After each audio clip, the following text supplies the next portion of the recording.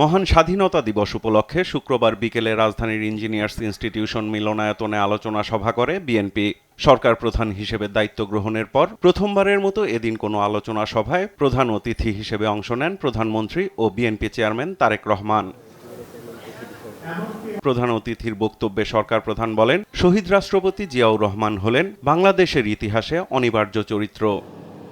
অতীতে যেভাবে শহীদ জিয়াউর রহমানকে, তার অবদানকে, তার কাজকে খাটো করার চেষ্টা করা হয়েছে, এর থেকেই প্রমাণিত হয়েছে শহীদ রাষ্ট্রপতি জিয়াউর রহমান অবশ্যই বাংলাদেশের মুক্তিযুদ্ধের একজন অনিবার্য চরিত্র। মানুষের সীমাহীন আকাঙ্ক্ষা থাকলেও সাধ্য সীমিত উল্লেখ করে স্বনির্ভর বাংলাদেশ গড়তে সবাইকে ঐক্যবদ্ধভাবে কাজ করার তাগিদ দেন প্রধানমন্ত্রী।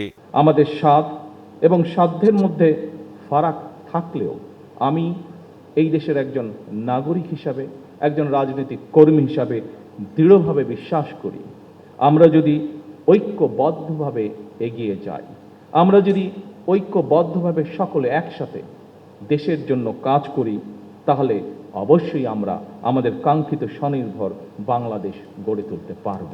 স্বাধীনতা ও জাতীয় দিবস উপলক্ষে সবাইকে নিয়ে ভালো থাকার অঙ্গীকারও জানান তিনি।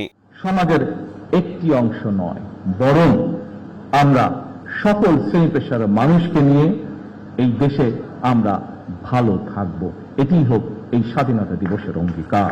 প্রধানমন্ত্রী বলেন, বর্তমান সরকার জনগণের সরকার, জনগণের জীবনমান উন্নয়নে প্রতিনিয়ত কাজ করে যাচ্ছে এই সরকার। জনগণের জীবনমান উন্নয়নের বিভিন্ন পদক্ষেপ আমরা গ্রহণ করছি, প্রতিনিয়ত তার জন্য আপনাদের এই সরকার অক্লান্ত পরিশ্রম করছে। সাইফুল রিপন, দেশ টিভি, ঢাকা। আমাদের এবারের স্বাধীনতা দিবস